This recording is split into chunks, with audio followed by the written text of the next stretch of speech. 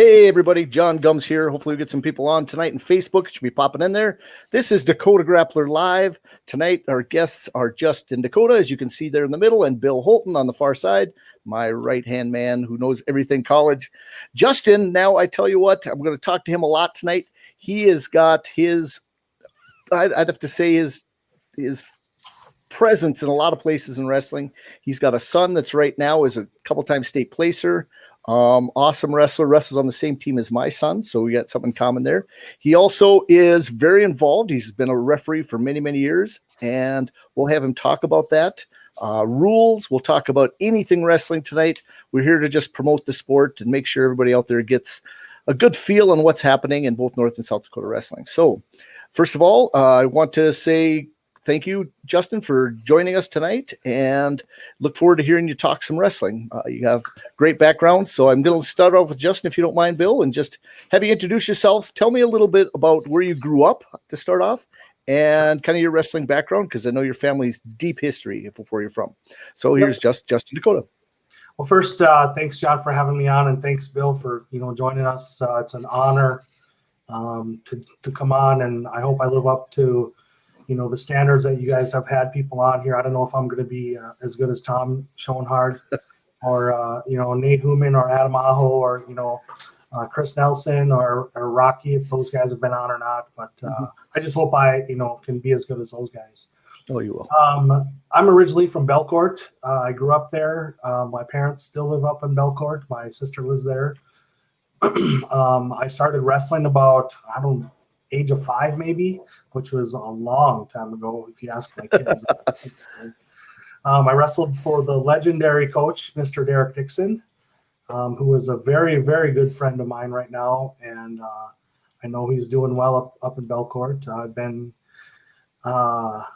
I grew up around wrestling. I grew up around some great wrestlers, watching some great wrestlers up in Belcourt. And I was on some great wrestling teams up in Belcourt. The 91-92 Belcourt wrestling team was one of the best that has come out of the school. We had 5 guys in the state finals that my sophomore year. I've grown up with those guys. We've traveled on bus trips many times to Carrington. As a matter of fact, I remember going there when I was a kid a lot of times watching wrestling. And from Belcourt, I was offered a scholarship to wrestle at Bismarck State College with Brett Mon was my coach. He recruited me to Bismarck. I came here and wrestled for 2 years at BSC, and Brett was there 1 year. Then the next year I had Ed Kringstead was there, him and Bruce Basaraba and Jamie Schmidt helped out. Yep. And I believe Bruce Basaraba's in town. He runs a cement company, or I don't know. He might be retired now. Who knows? He's made so much money, that guy. I don't know. And then I went out to the University of Mary, and I wrestled for about 2.5 months, maybe. And then my mind and my body just had enough. Do I love wrestling? Yes. But the everyday grind was just too much for me, and I decided to hang up my wrestling shoes and put on my referee whistle instead. So I've been doing that for about, I think the very first year I registered to referee wrestling was 1996. Okay. But I know I took a 2-year break to coach wrestling in there. So I've been doing high school wrestling for about 22 years now, 23 years, 22 years. And I have done a lot of college wrestling, refereeing, So tell me when you started reffing college stuff, because that's your newest thing. How long have you been doing that now? Well, it's not. I just retired from refereeing college. If you if you really want to know. Yeah. Okay. I started refereeing college, 10, 12 years ago, right in there.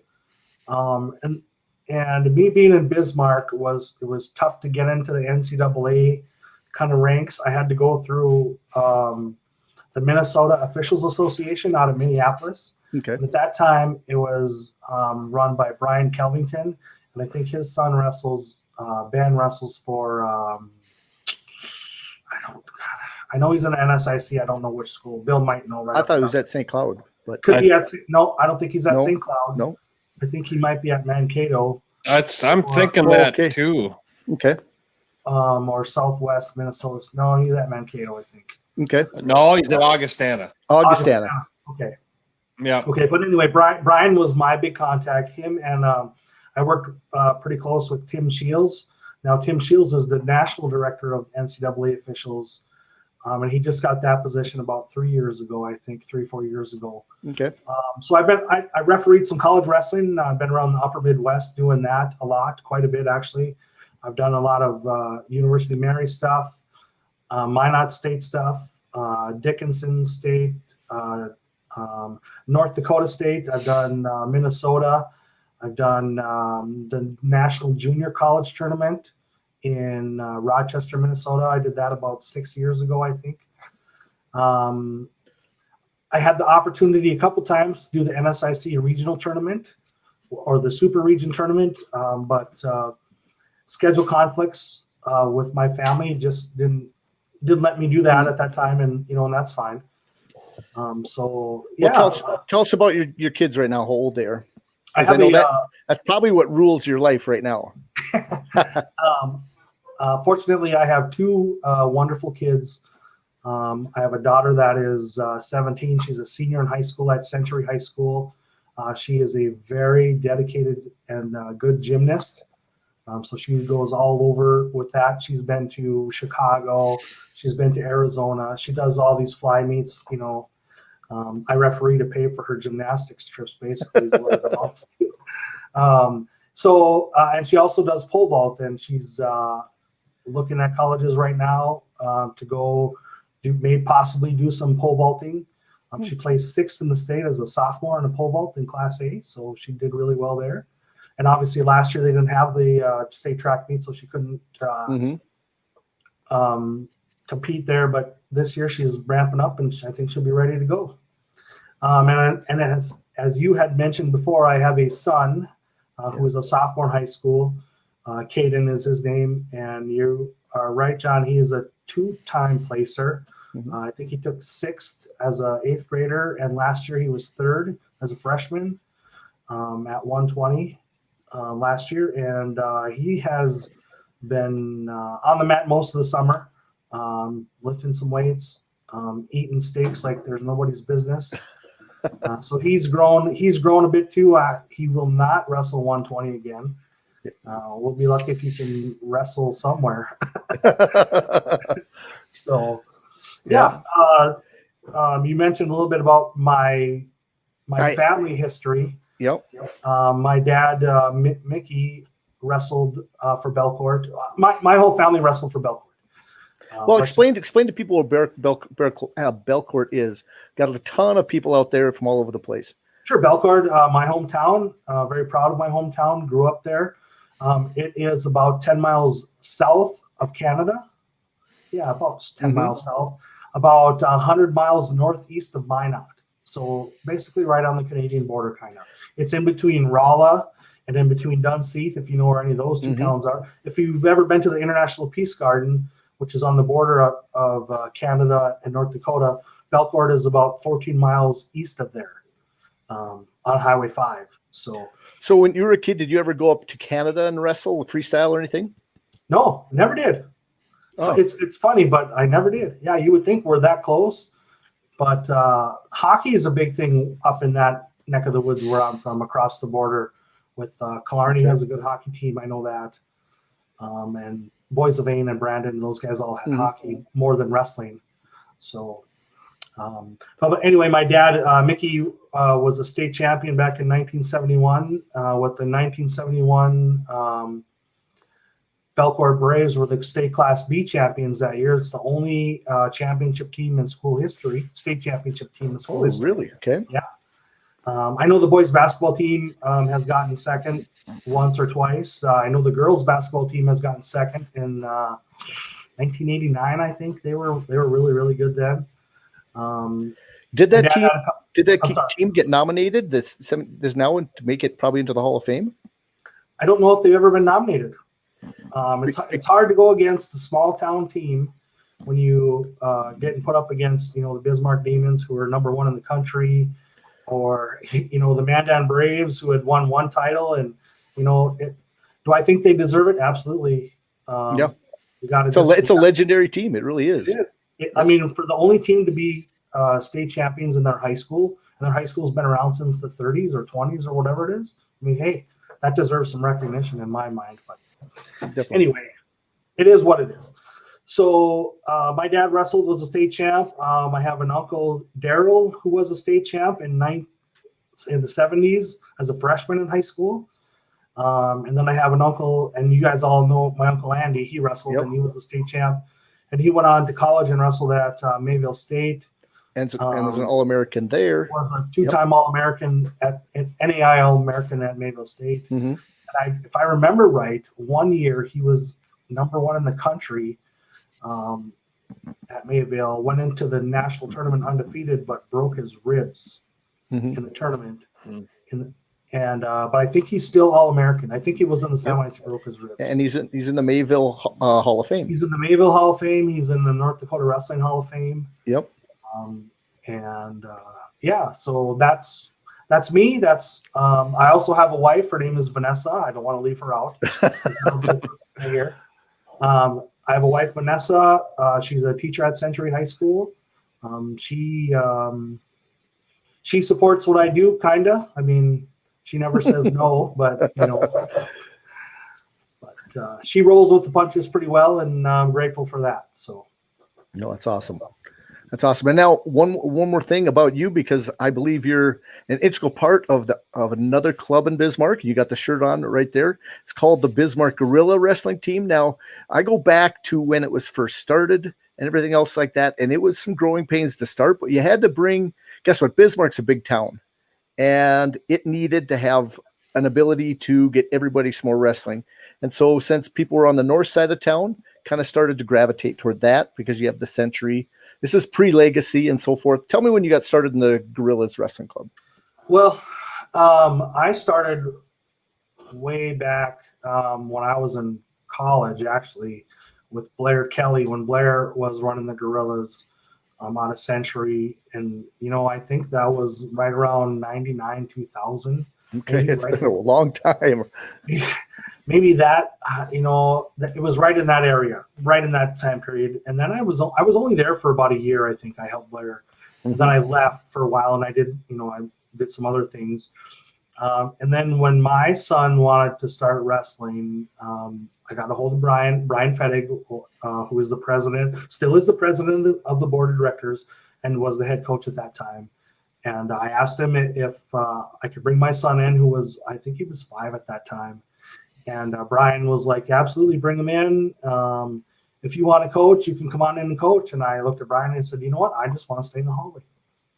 As some clubs do, and I know MatPac does this in Bismarck, is they have a closed door policy where parents aren't allowed into the wrestling room during practice until probably the end of practice.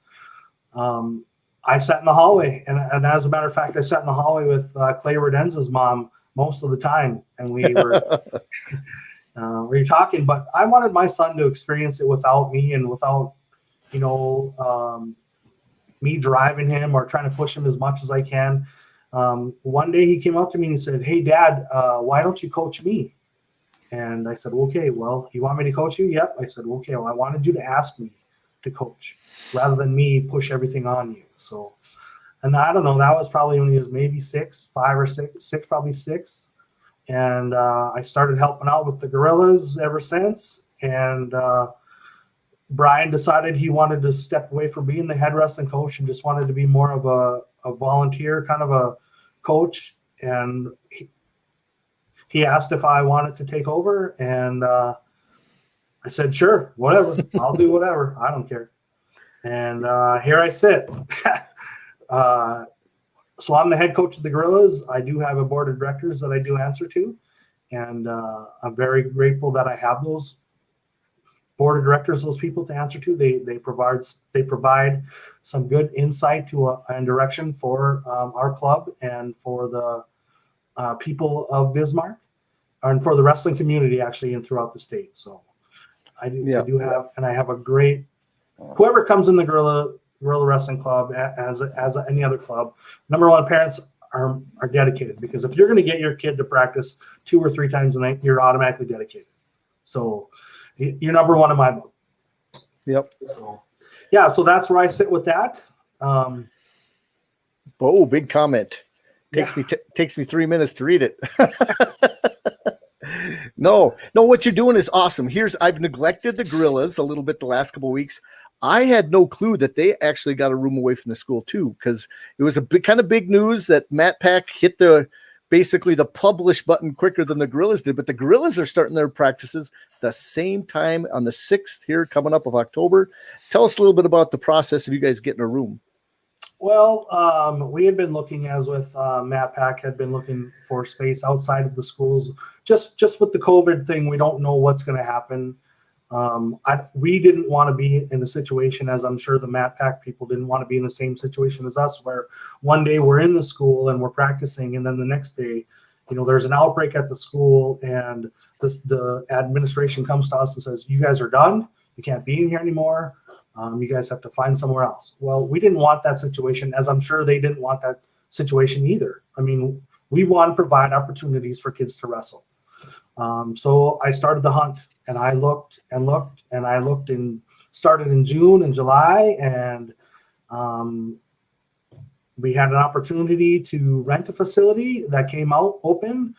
And so it was a lot of looking, a lot of hard work, a lot of driving around Bismarck, Mandan, east of town, north of town, south of town, trying to find the right fit for what we could afford what we can afford now, and what we're trying to do as a club.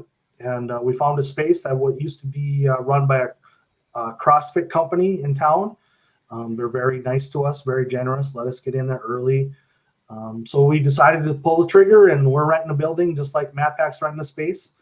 It holds 2 full mats. I have 2 full mats in there. It has bathrooms, it has water fountains, it has everything we need to get wrestling going. And as a matter of fact, I had some kids in there last week that have been wrestling already. So we're ready to go. Well, that's awesome. And what ages are you going to start off with this fall? Usually, okay, so what I've been doing in the past, or what Gorillas has been doing in the past, is we run a preseason camp usually. That I try to bring somebody in, right? Like an Adam Aho. I've had Trevor Johnson. I've had Jake Melmer. I've had Nate Human, Steve Monk. I try to bring somebody in for a couple of weeks, and then we continue on from there.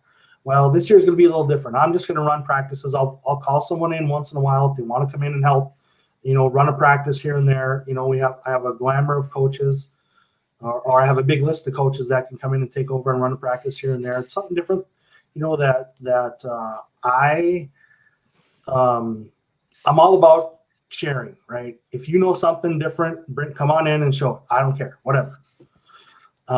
So the age group goes as, okay, first of all, I don't want 4-year-olds that don't know anything about wrestling. Mm-hmm. So on the flyer, I always put, you must have some club experience. That way they know know what to expect. They know, the situations we're going to be in. We're going to move fast. We're going to do some drilling. We're going to do lots of wrestling. We're going to do some conditioning. We have a couple tournaments we're scheduled to go into. Like Matt Pack, we're going to try to take a group down to the Monster Match down in South Dakota in Rapid City. We started that a few years ago, and we went to Denver a few times. Now it's in Rapid City, so we're going to try to do that. Okay. So any age, basically 5 to seniors in high school, whoever wants to come in and get a workout in, we're here. Okay. Bill, do you have any questions for Justin right away? Yeah. That's awesome. I did not know that either about you guys getting your own space. I think that's a huge step. I think it's so important. And it's, I think this is one of those things that the COVID just kind of pushed us towards, but I think it's important anyway. I think we, in the Carrington area, there was a group, a big group of people that got together a few years ago and I did the same thing because, we were, running into a challenge, keeping a room and we're very lucky for many, many years to have a spot, but now they own their own building and the club can do what the club wants to do, right? If they want to if they can run practice, they're going to run it. So it's been a great thing for this club and in this area, and I think you guys will find the same thing. I think that will pay dividends really quickly. I think you will really enjoy that freedom. So you said what is the date for the monster match? I know we talked about it last week, but I don't remember now. November 7th. November 7th. Okay, so that's like the week after preseason nationals. You got any looking at going to preseason nationals too? I don't have anybody right now signed up for preseason nationals. I do have one of my wrestlers going to go to the Super 32. Clay Renz is going to go. Clay's going to Super 32. So Super 32 this year is in Myrtle Beach. Myrtle Beach. Yeah. Yep. So that's a change, obviously, for those guys. But yeah, awesome. That's great. Yeah, I look forward to seeing them there. Yeah, me too. I'm not making the trip, but hope he does well. Clay's a different kind of wrestler. He's not your traditional come at you and I'm going to double leg you 9 times and beat you that way. He's his own animal, and it works for him, and I'm glad it works for him. I can't remember if I saw you down in Beersford. Did you go to that tournament down there? I did not go to the Legends of Gold tournament down in Beersford. At that point in time, with everything was still fairly new. I didn't know what Terry Pack was going to do as far as precautions, with the whole COVID thing or something like that. So we decided not to go to there, but we did end up going to the Mount Rushmore tournament in Rapid. I think that was at the end of June. Oh, I forgot. That's the direction you went, where Clay had a good match, kind of was in the finals, and so was. Yep, and Wygum was in the finals. Yep. In the finals. I had one of my little kids. He took second or third. Brandon Height. I can't remember what he took. Brock Fettig ended up third place there, and then won it in freestyle. So, yeah, we had a good showing there. I was very proud of our kids. It's that same group of kids, like you guys know, the same group of kids that travel from here to there, to here to there.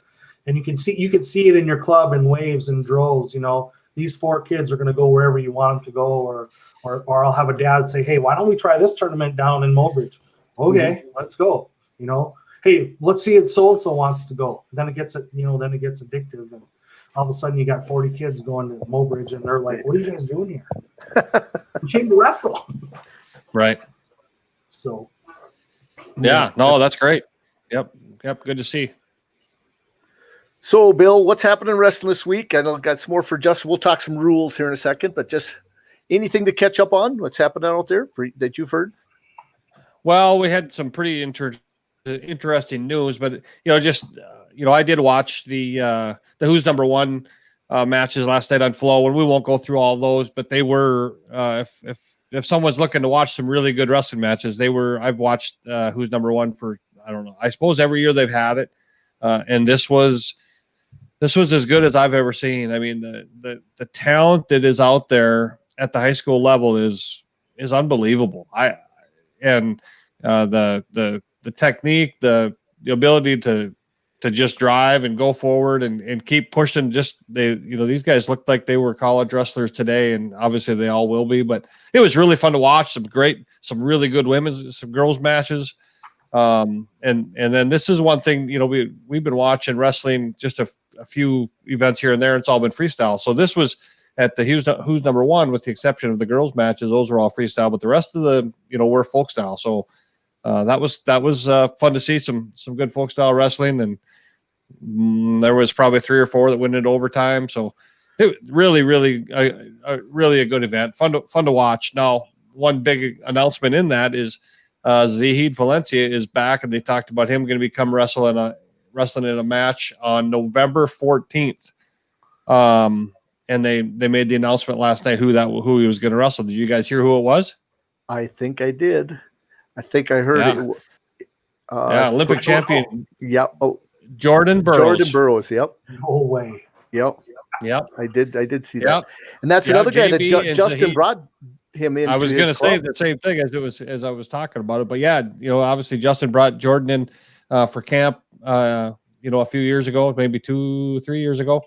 2 years ago. Yep. 2 years ago. Yeah. And so, yeah, they're going to wrestle. I think, there'll be kind of a catch weight, obviously he's going to be on the ladder at 86 kilograms for the Olympic trials, and Jordan obviously been a 74 kilogram guy for a long time. So just so we know, that's 163 pounds and 189 pounds, right? So they're going to meet in the middle. I don't know the exact weight. I would guess it's going to be somewhere around, 79 kilograms. It'll be, somewhere there. I don't think it really matters. I think it's going to be a tremendous match. I really think it'll be fun. So they'll have another slate of matches at the same time. They haven't announced any of them, but so that's November 14th. So we talked last week about the bracket October of 8, 31st and November 1st at 95 pounds on October 31st, November 1st on track Iowa. wrestling, Hawkeye Wrestling Club, showdown, I guess they call it. And that's going to be, I don't know, 10 or 12 matches. I do have them all here, but, and that's, we're going to see, a lot of those current, they do have a couple really, really good girls and women's matches there. But we're going to see Spencer Lee wrestle Zach Sanders, NDSU, University of Minnesota, yep. 4-time All-American. They're gonna meet in the match, and Pat Lugo is gonna wrestle Matt Kolodzic. Jaden Ironman's gonna wrestle Vladimir Knichevili, who just had a really good match with Yanni recently, and those will all be freestyle matches. So, and Ironman's I think he's really fun to watch in folk style. He's probably more fun to watch in freestyle. Probably a big one there. Alex Marinelli and James Green are going to match up. So that'll be a good one. That's the kind of stuff. We're still Austin DeSanto is going to wrestle. So that's generally kind of a spectacle all by itself. He's going to wrestle Bryce Meredith. So that'll be fun. I think I'm not sure that Austin DeSanto's ever wrestled a freestyle match, to be honest with you. I mean, nothing that we know in the last 5 years. Well, and this is a guy, I never saw wrestle at Fargo. I mean, I literally don't know if he's ever wrestled a freestyle match. So, but his style would tend you to believe he'll be just fine. So,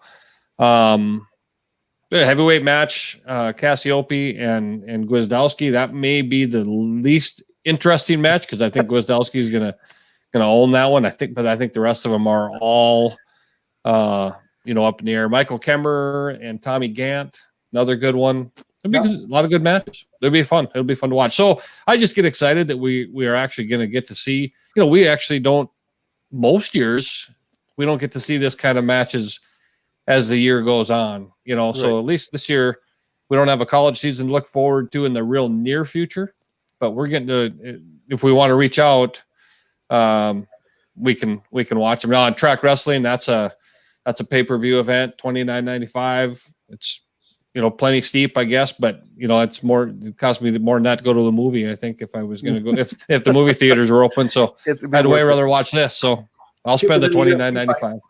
Cheaper than a UFC fight. Yeah, and probably a bunch of better matchups. So it'll be fun. It'll be a good time. So I'm excited. I did see today, Bill, that maybe it was last night that they did open up another 8-man bracket, and the winner is going to get $25K. And I saw Jordan Oliver's name in there. I saw James Green's name in there. And this is 150 pounds. 150 pounds. 50. Yep. That's in December, I think. I don't remember the exact date, December 15th, something like that. That's, I think so far, there's been maybe half filled up. Jordan Oliver, James Green, Anthony Ashnault. Who else? There was another. There'll be. The other one was. Yep. Yeah. So that'll be. I think we're going to be able to keep seeing these. I think this is a model that appears to be working. Yeah. So, that'll give us.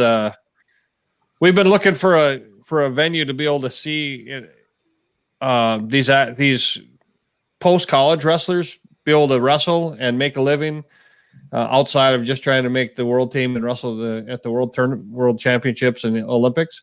Maybe this is it. You know, maybe we're getting closer. So this will be fun. Yeah, I think James Green at that in that bracket is going to be really tough to beat. But Oliver will be tough. It's going to be really good. He's got to cut some weight to get down to 150. James Green. Well, for sure he does. He he's been building up to go to 163, to 74 kilograms, so that's kind of, that 150 range is kind of where he's been wrestling, and he's been a, perennial world team member, world medalist. So, and he's made a change, this last year. He moved from the Husker RTC in Nebraska to Virginia Tech. So he's on the other side of Virginia Tech. Yep. So he's on the other side of the country now and training.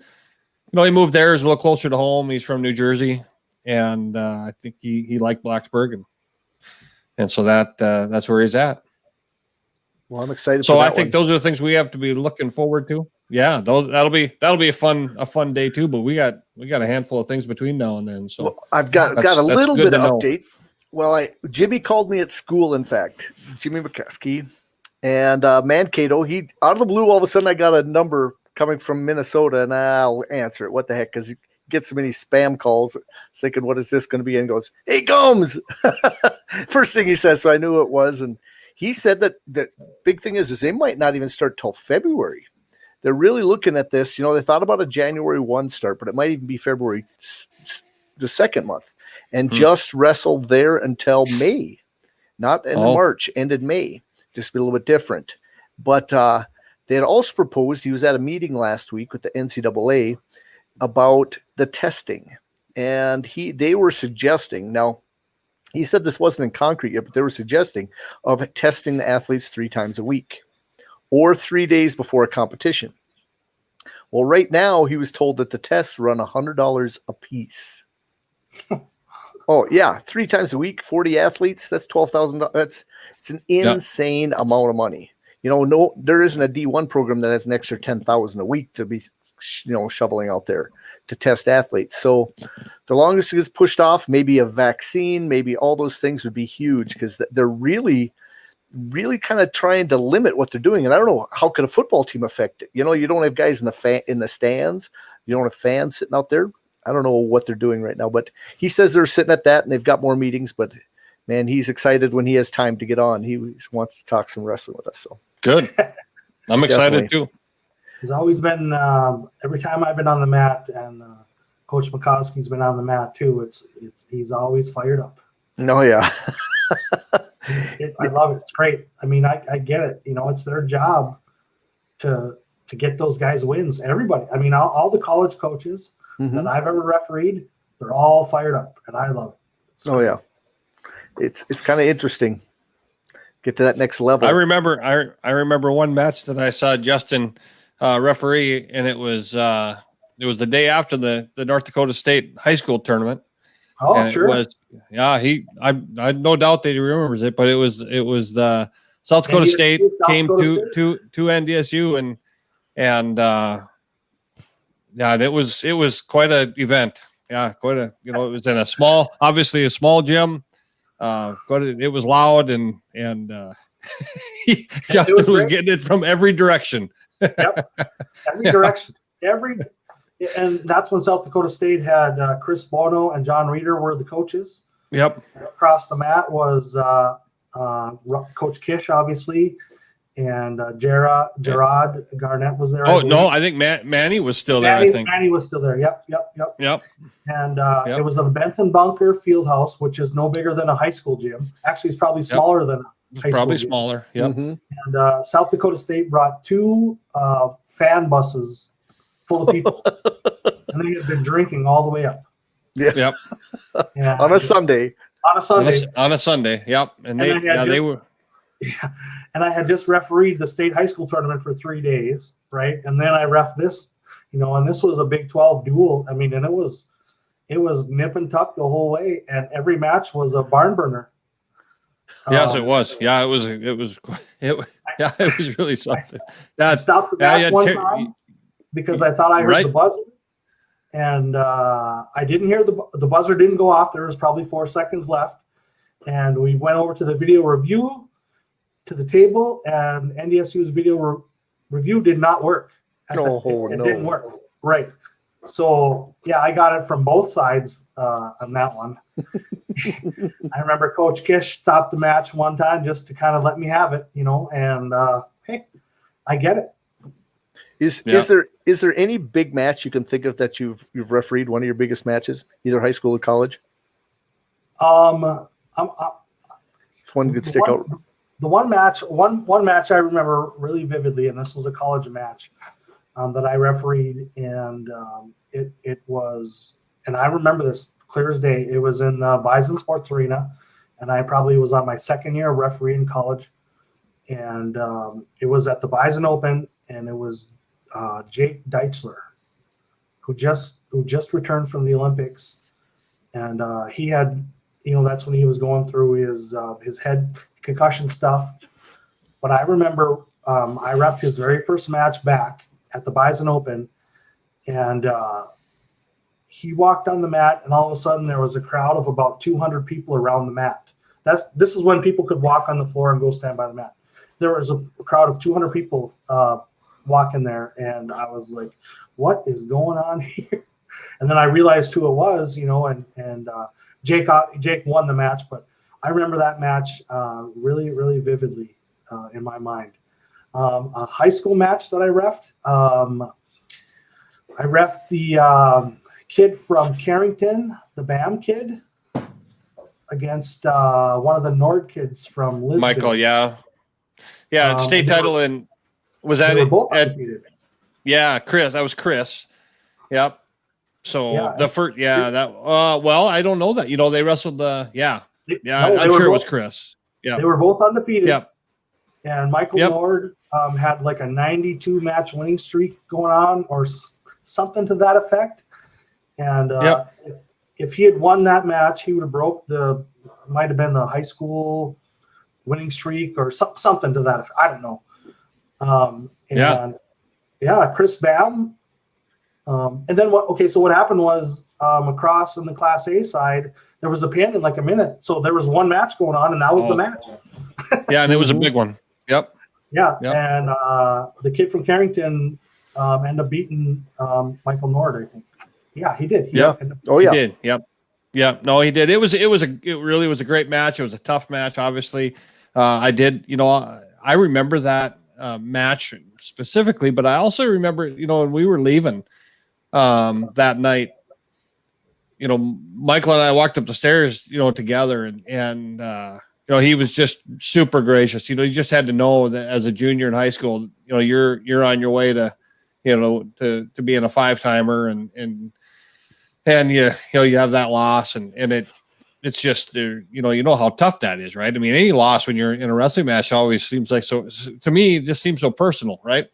And boy, he just took it really well and was real gracious. And I've watched him wrestle through college too at Jamestown, and that moment I always remembered it back, because you go from you're so, they're the enemy, right, on the other side of the mat when you're wrestling your guys, but that really made me open my eyes towards Michael and the Lisbon program. He was a class act. Yep, absolutely. Definitely. Yeah. How about this? When it comes to the state wrestling tournament, are you designated Class A and Class B when it comes to the finals, or are you already drawn out? How it works? We are not designated as far as so there's a couple things. There are 16 officials that can referee the state wrestling tournament, 2 on a mat at a time. There are now 4 assistant officials that are only designated to assist guys. Okay, so there's probably 20 of us walking around at the state tournament at all times. We get there, and a schedule is handed to us of what mat we are on for which session. Okay. Like, for instance, if I show up there and I get my schedule and it looks like I'm refereeing with I don't know, Tim Kilgore, Right. and we're reffing the New Salem Napoleon duel, the first round. Okay, well, okay, that's where we go. Then after that duel's over, I look at the schedule and it's laid out. Okay, Justin, you're going to mat number 4, and you're reffing the first round of Class A or Class B, however. And so each mat then rotates referees on that single mat instead of roaming the whole place. I'm designated on a mat with my partner for that round. Okay. So then we decide, hey, I'll do 2 and then you do 2, or I'll do 1, you do 1, or how do you want to do it? Whatever way you want to do it. And the other time you're just the assistant then. The other time we're either an assistant, or if we have an assistant that's designated as an assistant, we will let him assist most of the matches. So you can have a third referee actually with you then. Just as an assistant though. Okay. Yep. And then for the finals matches, we all kind of get together and say, hey, I'm from Belcourt. I don't want to ref any Belcourt kids that are in the finals. I don't want to ref any Century kids that are in the finals. A lot of people don't want that controversy. And so we've all come to know that, sometimes we can avoid it and sometimes we can't, because everybody is from somewhere. Right. So, and everybody has to be from somewhere. And usually right from in the state of North Dakota. Yeah. Right.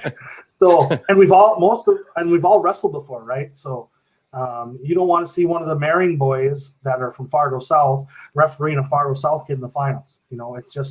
It's not that any of us would do a bad job. It's just, we don't want it to look like we're going to do a bad job. Right. So we don't even put the perception out there for people. So that's what we do. I mean, we kind of sit together and if somebody doesn't want to ref a match, if someone knows that, hey, these 2 guys in Class A this is going to be a 1-0 match, or it's going to be a barn burner, I don't really want to do that one and decide the state title. Does someone want to take this one? Then someone will say, yeah, hey, I'll trade you, or whatever. So that's why Niter gets the heavyweight matches every year. He likes doing those. Yes, actually he does like doing the heavyweight matches. Yeah, I know. It's kind of funny. I gave him a hard time about it. Mike has retired this year. He hung up the whistle. So okay, so he's not gonna. He is not gonna referee. So well, I tell you what, I would bring him on here, but his X-rated jokes probably wouldn't last. He's a jokester. Yeah. Oh yeah, yes. Mike R-rated, X-rated, whatever you want to say. Yeah. The very first wrestling tournament I refereed, I rode with Mike Niter and Shannon Johnson, and we reffed up in center. And there's a story there too, but we don't need to go into that one. I've got a lot of Shannon Johnson stories. I tell you what. Well, yep. I was the new kid on the block for sure, but we don't need to go into what was going on there. Okay, why don't you tell us what you're doing for referees right now? Because I know you're part of the rules committee and everything else, just the nationwide rule committee, not just the state rule committee. Why don't you tell us about refereeing right now, what you're up to? About 3 years ago, I was nominated to be on the NFHS rules committee and represent Region 5, which is, let me look here. I got it. North Dakota, South Dakota, Nebraska, Kansas, Minnesota, and Missouri is who I represent on the National Rules Committee. And what we do is once a year we get together in April at the NFHS headquarters in Indianapolis. We all sit in a room, and there are a bunch of us there. We represent 10 regions, or no, 7 regions, or 8 regions, whatever. And then we do have some other people there. USA Wrestling sends a representative. That's usually Tony Black. The NWCA usually sends a couple representatives, and that's the president, Mike Moyer, shows up. And some of he brings a couple of people with him. A representative from Track Wrestling shows up, and basically what we do is we sit in a room for 3 days straight and talk wrestling and rules.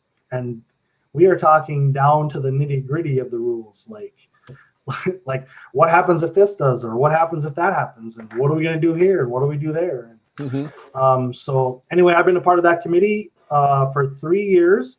Coming up this April will be my last meeting. You are elected on there for four-year terms, and my term will be up It's been a very good experience that I've had as far as me learning a lot about the National Federation. And I hope I have represented the small states well there. I know a lot of people think that it's what the big schools want. Well, that's not the case sometimes. It's, I've voiced my opinion quite a few times and explained that, 12 weight classes, and I'm just going to bring this up, 12 weight classes would be good in North Dakota for Class B schools, but 13 would be better for Class A schools.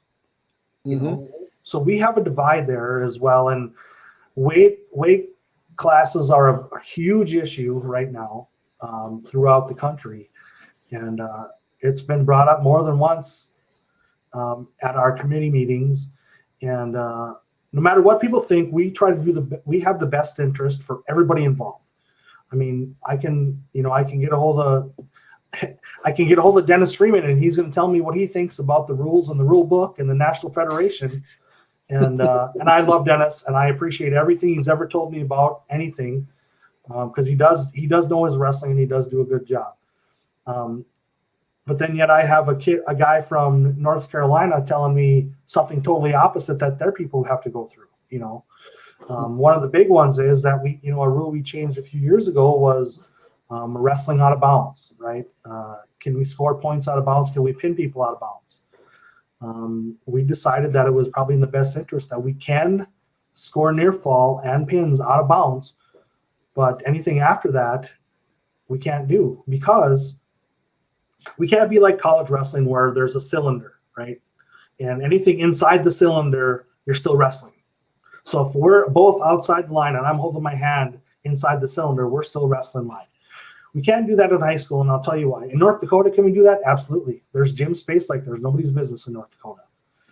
In inner city Chicago, they have wrestling mats rolled up against the wall. So we can't do that. So is it for the good of the sport that we don't do that? Yes, probably. But did we modify the rules enough in the committee that said we can have some kind of action out of bounds and not stop the action? Yeah, I think we did a good job there. So some of the new rules this year, one of the big rule I pushed a couple of years ago was the hair rule. Obviously, I don't have to worry about that. But with the emergence of women's wrestling in the high school and under the National Federation, it was very imperative that we did not have a hair rule anymore, because why is it fair for boys that have long hair or choose to have long hair have to put it up in a hat and the girls don't? Well, the thing is the girls are going to use the rule book for wrestling. There's not a men's and women's rule book for wrestling. There's a rule book for wrestling. So the women have to follow the same rules we do that are going to wrestle in high school. So we have to go back and look at weight classes. We had to go back and look at a lot of different things. Weigh-ins was a big thing. There's a lot of changes this year for weigh-ins, because before you used to have a woman weigh in a girl, right? Right. Well, now we make it mandatory that everybody has to have undergarments on, has to have singlets on, right? And everything has to be covered, okay, for men and girls, so they can weigh in right in the gym if they need to, and a designated person can weigh everybody in at one time. So honestly, the rules committee, I think, has done an outstanding job with looking at rules and deciding some rules for everybody across the country. I mean, yes, there are going to be nuances with this rule or that rule, and we can't fix everything at once, but we do take a look at a lot of different things, and some things change and some things don't. Now, the process is I'm on this rules committee and I don't write the rules. What happens is guys like you, John, or you, Bill, or coaches have to submit rules to the let's put this out here. Okay, so let's say Josh Kerbon Carrington wants to change a rule. What he needs to do is submit the rule change he wants changed and what he wants to change to. He's got to submit that to the NDHSAA. They will in turn submit it to the NFHS. When I get to my meetings in April, we take all of those rules, read through them and what they want them changed to, and say, okay, is this a local change or is this a national change? If it's a local change that's going to benefit Josh for the next 5 years, well, we don't want to implement that because it's going to hurt 98% of the other wrestlers in the state. And I have nothing against Josh Kerba. I just use him as an Just not name. Yeah. just a name. So, Yep. So yeah, it's a process. I think it's a good process. There are a lot of people involved in this. Obviously, we take direction from Elliot Hopkins, who is he's not the committee chair. Our committee chair is Bart, who is out of Reno, Nevada. So Bart Thompson is his name. How many of those rules does Josh send in? No, not Josh himself, but how many rules come in in an average year, do you suppose, that from around the country? Every year there are about anywhere from 38 to 52. Okay. Okay. Yeah, now, I didn't know if it was 200 or if it was 10. So. Well, yeah. Okay. So the third, let's just say there's 52 rules changes. Actually, I think there was 47 change requests that came in last year. Yep. Okay. Well, we as a committee have to go through each one of those and say, okay, is this a good rule or is this a bad rule, or do you think this person meant this or did they mean this? I mean, we get down to the nitty gritty and decide, okay, well, we don't need this rule, or hey, this rule is the same rule change as number 14 in your packet, so we don't need to look at both of them, just need to look at one. So yeah, it's a lot of work. We get there at 6:30 in the morning and we go till 11 o'clock at night every day. Mm-hmm. I'm there. We stop for lunch and we stop for supper, and we don't even get to go anywhere. They bring it into us in the room, and we eat there while we're still meeting. So it's a lot of work. It's been good work. I think it's been good work. I think I represented the small schools very well, or the small states very well. So yeah. So that's my story, I guess. Sure. How many is there any other major rule changes that came in for the state of North Dakota this year? The national rules are wrestler. The main ones are, there's no hair rules anymore. So you can go get Johnny off the street who has long hair and he doesn't have to cut it anymore. So the other one was if I'm in on a single leg, John, and you jump out of bounds and your shoe comes off, it's a technical violation now. Okay.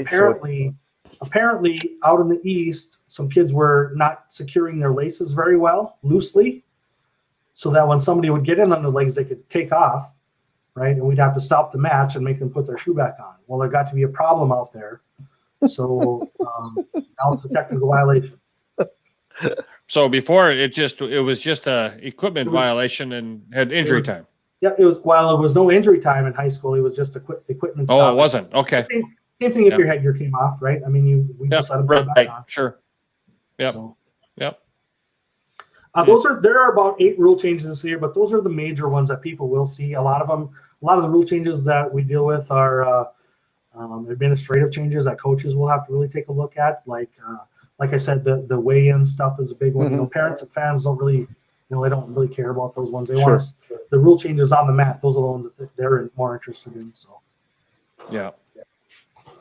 So, Justin, tell me where you're sitting with referees around the state of North Dakota. How are we doing? I know that there's been an influx of some younger guys coming in.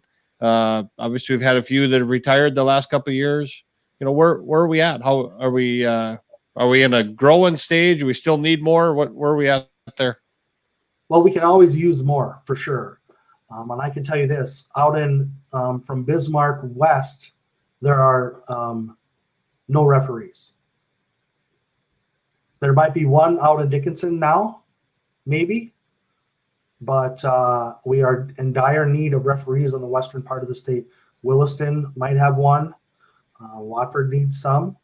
If there's one guy in Williston, he can't do both duels, and Kildare, Dickinson, and Watford City or Williston all in the same night. Yeah, because Ladberry used to be out there and pick up a few, and he's done now. Yeah, he retired. Cody Steve down in Dickinson now, and he started to referee quite a bit out there.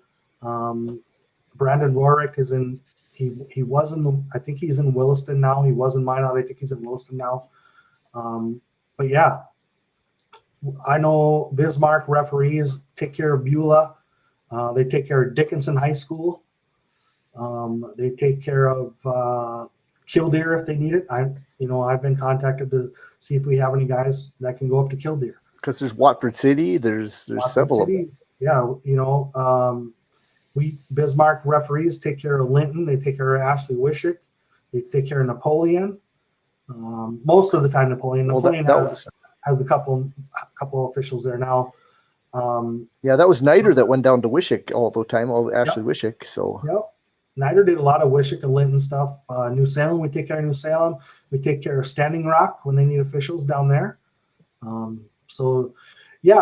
I'm not just the West. We need referees all over, obviously. And it's not hard to become a referee. What happens is people go to the NDHSAA website.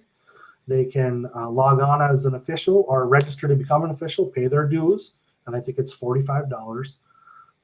They have to come to an in-person clinic that there are 5 of them around the state. The one in Bismarck is on November 4th. It's a Wednesday. It's at Century High School. You sign in at the clinic to make sure that you get counted. You do the clinic. You go back. You take the rules test. When that becomes available, and then you are registered to referee wrestling. Now, I just got a question yesterday, as a matter of fact. If a person registers for refereeing, are they allowed to ref varsity? Well, yeah, you can, but would you really want to? I mean, your first time out of the chute, do you want to ref varsity? Depends, yeah. I mean, I didn't, and I wouldn't want to. A lot of the times, what we try to do here in the Bismarck Mandan area is we send the new guys to junior high, a lot of the junior high stuff, and they do a lot of the JV things. It gets them experience, and it gets them coaches know who they are then. We have a JV tournament at the Rotary, and if you ever notice, those are all younger officials that ref that, the ones that need more experience. And I think that's a great thing that Bismarck Public Schools lets us do by allowing us to get another group of officials to come in and ref that JV tournament, because they see those coaches see those referees, and those coaches are from all over the place. Plus those referees get that valuable experience on the mat in a bigger venue. Right. Yeah. So it's good for them. But yeah, Bill, to answer your question, we definitely need more referees. If anybody has questions about becoming a referee, let me know, and I can either point you in the right direction or I can help you out myself. So, well, super. Thank you so much, Justin. No, I don't have any major news, except I know there's more and more coming in. Good buddy of mine, I know his boy just signed up. He mentioned this. There's one for you, Justin. Oh, Danny Montuca, you bet. Yeah, it was a great match. Great match. Yep. And he signed to go to Concordia, I think his dad said just a bit ago. Yeah. And so that's another college sign up. Yep. Concordia, just to go to the next level. I congratulate him for that. That's kind of good. It's a challenge. So that's the next level. And thought I'd bring that up real quick. Any other college news you've heard, Justin, out there, or Bill? I'm still just kind of playing it by ear. I know we were on just Wednesday this last week, so not a lot of new things except for Jimmy getting a hold of me. Other than that, I'm just happy we're getting along the way and get closer and closer every day, actually.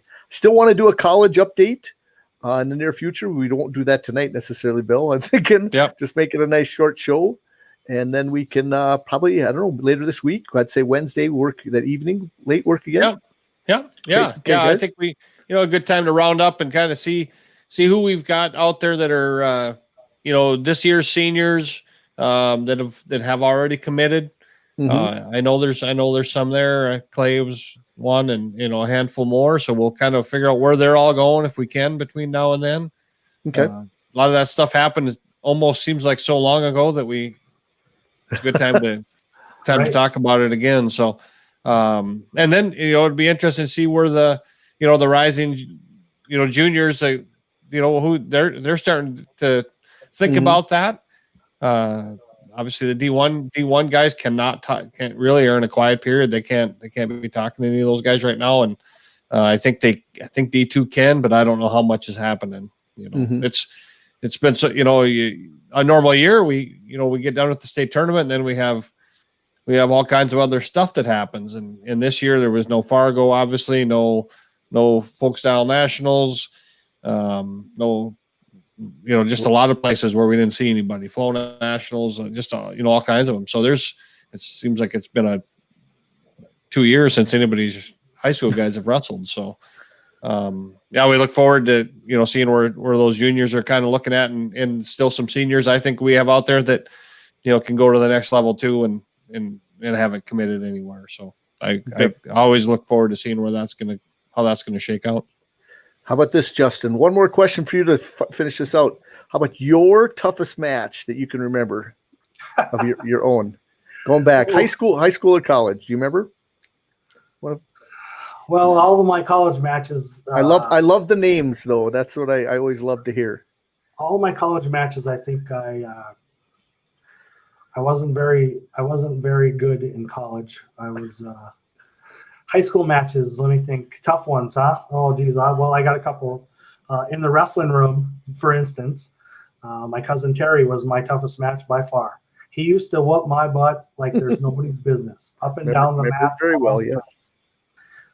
During a regular match, though, I remember I wrestled Delaney Berger one time at the Mandan Lions tournament, and I think with about 10 seconds left, I might have been up by 1.